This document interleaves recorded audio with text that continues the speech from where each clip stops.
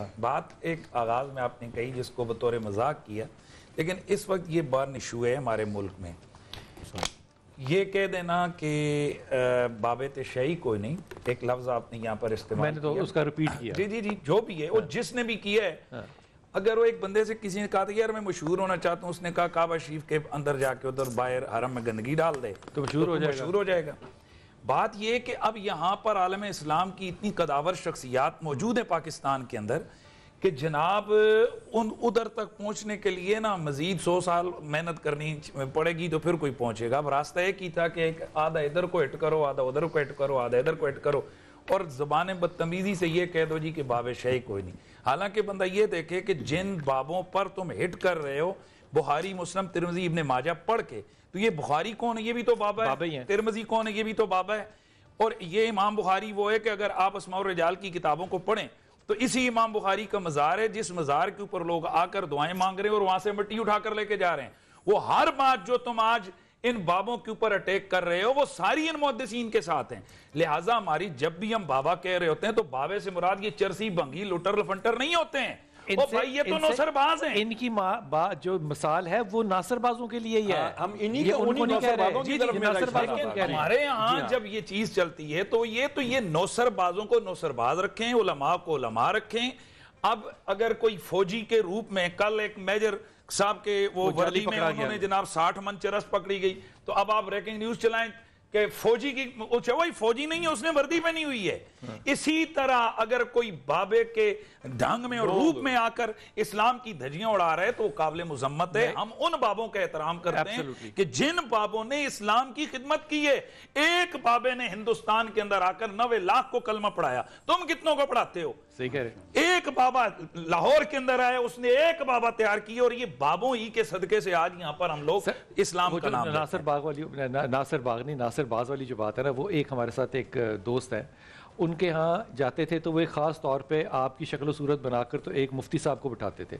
تو مجھے نہیں پتا تھا کہ وہ مفتی ہیں کہ نہیں ہیں، لیکن مفتی کہتے ہیں نا ایک سیف نیٹ ہوتا ہے. تو ایک دن ان کا فون آیا، انہوں نے کہا جناب میں یہاں پہ آرے بازار تھانے میں ہوں تو میری شخصی ضمانت دینے آئے. ہم نے کہا جی شخصی ضمانت دینے چلے گئے کہ مفتی صاحب کو کیوں پکڑ لیا؟ ان کی آدھی داڑھی کاٹی ہوئی تھی تو آدھی نہیں کاٹی ہوئی تھی، لوگوں نے پکڑ لیا. وہ جعلی مدرسے کے سرٹیفکیٹس لے کر لوگوں کو جا کے بیچتے تھے اور اس کے اوپر وہ پیسے کماتے تھے. اچھا، باقاعدہ چوری کے الزام میں پکڑے گئے اور لوگوں نے پکڑ کے مارا. اب وہ مقدمہ جو کرا رہے ہیں وہ کہہ رہے ہیں کہ آپ نے سنت رسول جو ہے صلی اللہ علیہ وسلم اس کے اوپر دست درازی کی ہے. تھانے دار یہ کہہ رہا تھا کہ تم نے سنت رسول کا ناموس کیا ہے اور چوری کی ہے اور تم اس کے اوپر قدر کیا لے رہے ہو؟ آخر جملہ کیا تھا اس کا؟ مجھے اللہ واسطے معاف کر دیا جائے. تھانے دار بیچارہ کہہ رہا تھا تیرا اللہ سے کیا واسطہ، تو جو مارکیٹ میں بیچنے گیا تھا وہی حرام کام تھا. اور یہاں بلال بھائی، یہاں بھی میں آپ کے اس پروگرام کی وساطت سے کہوں گا کہ ہماری قوم ذہنی طور پر دینی لحاظ سے اس قدر تنزل کا شکار ہو گئی ہے کہ ہمارے گھر میں، ہمارے اسکولوں میں، ہمارے کالجوں میں، ہماری یونیورسٹیوں میں روزانہ ریپ کے کیسز ہو رہے ہیں اور دیگر جنسی استحصال کے کیسز ہو رہے ہیں. آپ کے جناب ایک نہیں 100 کیس فائل ہو رہے ہیں، سب کچھ ہو رہا ہے. لیکن ہم نے میڈیا سمیت چیخنا کب ہے کہ جب کوئی ایک مولوی کے گیٹ اپ والا کوئی غلط کام کرے گا.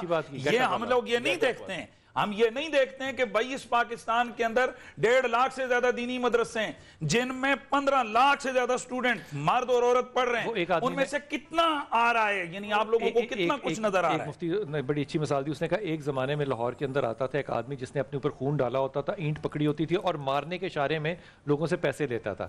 وہ کہتا ہے آج جو ہے وہ ہمارے بہت سے پڑھے لکھے لوگوں نے یہ حالت اختیار کر لی ہے. حضور اقدس مسلم امہ جو ہے وہ ایک کیسے ہو؟ حنیف بھائی آپ سے ایک کیسے ہو؟ دیکھیں جی، بنیادی طور پر میں اس کے حوالے سے ظاہر ہے ہم کیا بول ہی سکتے ہیں، ہمارا کام بول نہیں ہے، ظاہر ہے ہم یہ کر سکتے ہیں. بنیادی طور پر اصل جو ایک چیز ہے نا، ہم 2 حوالوں سے ترقی کی کوشش کریں.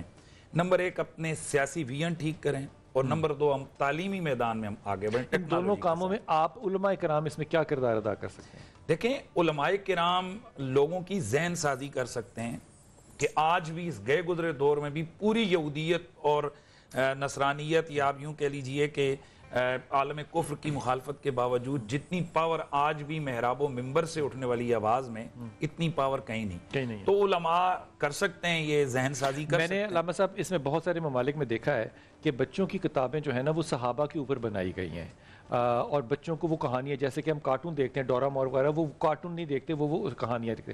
آج اگر ہم یہاں پہ کتابیں اس طرح کی چھاپنے لگ جائیں تو بہت سارے لوگ جو ہیں وہ آپ پہ بہت سی مشکلیں پیدا کر دیں گے کہ آپ نے یہ تصویر کیوں بنا لی, آپ نے یہ کیوں کر لیا. اب بچوں کے آئیڈیلز بنانے کے لیے تو مذہب جو ہے وہ آڑ میں آ جاتا ہے, تو پھر تربیت ہوگی کیسے, سائنسدان بچہ بنے گا کیسے, ہیرو ورشپ ہوگی کیسے؟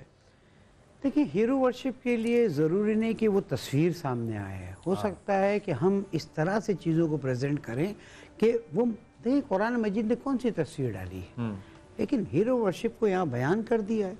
میں اس پروگرام کے اختتام میں عرض کروں گا کہ ہم اپنی اناؤں کو تھوڑا سا نیچے لائیں اور قوم و ملت کی فکر زیادہ کریں, اس سے کہ ہم امت محمدی صلی اللہ علیہ وآلہ وسلم ہیں.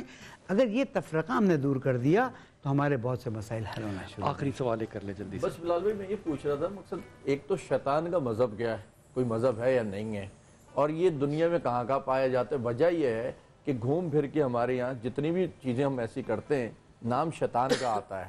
شیطان صرف حالانکہ وہ قید بھی ہے. میں وہی کہہ رہا ہوں, اور ہمارا ہی دشمن ہے. رمضان میں بھی کہتے ہیں قید ہے, گوروں کا دشمن کیوں نہیں ہے؟ گوروں کا دشمن نہیں. پھر یورپ امریکہ سر بک کون رہا ہے؟ بک تو ہم رہے نا. آپ وہ چیز خریدتے مارکیٹ سے جو بیچی جا رہی ہوتی ہے, جو نہیں بیچی جا رہی ہوتی ہے وہ آپ نہیں خرید سکتے چاہے کتنا پیسہ. اس کا پہلا جواب تو یہ ہے کہ چور جو ہے نا وہ بھوسے کے گودام کے باہر نہیں ہوتا, وہ سونیارے کے آ کر ڈکیتی کرتا ہے. اس نے کبھی جناب وہ پڑی ہوئی اینٹوں کو چرایا نہیں ہے, اس نے ہمیشہ. تو لہٰذا جن کا پہلے سے ایمان کوئی نہیں ہے, اللہ اور اس کے رسول سے غافل ہیں, شیطان نے وہاں جا کر چاک مارنی ہے. اس نے وہیں پہ آنا ہے نا کہ جہاں پر کسی کے پاس ایمان کی قوت اور دولت ہوگی تو وہ ایمان کی قوت اور دولت مسلمان کے پاس ہے. اب آپ کا کویسچن یہ ہے کہ شیطان ہم کس کو کہتے ہیں.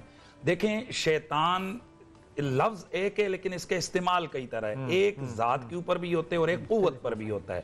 یعنی جب ہم ذات کے والے سے بات کریں گے تو یہ شیطان قرآن نے ہمارے واضح کر دیا ابلیس, اور جب ہم اس کے بہکاوے کے حوالے سے کردار کی بات کریں گے تو میں نے الجنت والناس قرآن مجید میں کہا ہے کہ یہ جنوں میں سے بھی ہیں اور انسانوں میں سے بھی ہیں. اور ہر وہ کام جو اللہ اور اس کے رسول کی ذات سے ہمیں دور کرتا ہے, وہ قوت, وہ طاقت, وہ شیطانی قوت اور شیطانی طاقت. بسم اللہ. کاش میں دور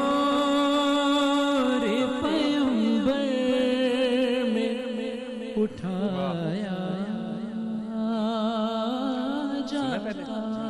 یار سنی ذرا. کاش میں دور